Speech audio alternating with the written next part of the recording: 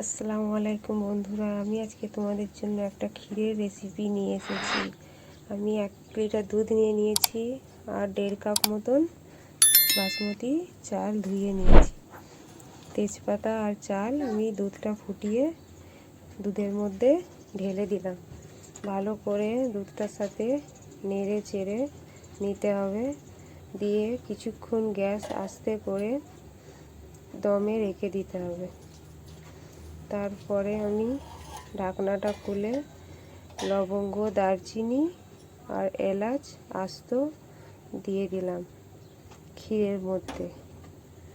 দিয়ে ভালো করে নেড়ে চেড়ে ঢাকনা বন্ধ করে গ্যাসটা আস্তে করে রেখে দিলাম। এই দেখো বন্ধুরা, এবার আমি এতে কিছু কিশমিশ আর কাজু দিয়ে দেব, দিয়ে ভালো করে নেড়ে চেড়ে নেব।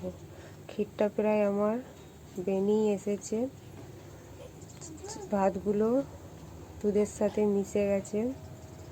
এবার এতে আমি আধখানা গাজর নিয়েছি।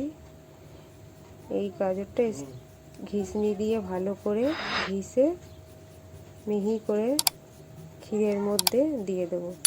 এদিকেই দেখতেও ভালো লাগে আর খেতেও ভালো লাগে।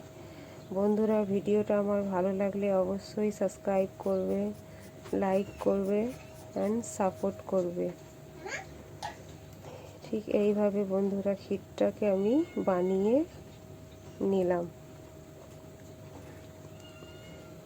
বন্ধুরা, ভিডিওটা আমার ভালো লাগলে অবশ্যই সাবস্ক্রাইব করবে।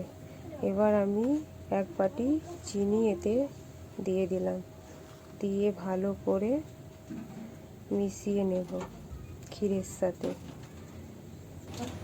এবার আমার ক্ষীরটা রেডি হয়ে গেছে, আমি পরিবেশন করব ঠিক এইভাবে। এই দেখো বন্ধুরা, ক্ষীর আমার রেডি।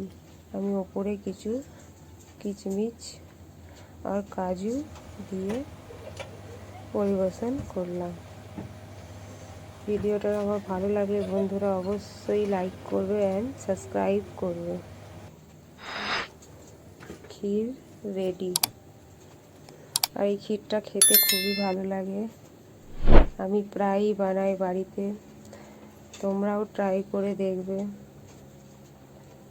এটা খুবই সহজ রেসিপি আর খুবই তাড়াতাড়ি বানে।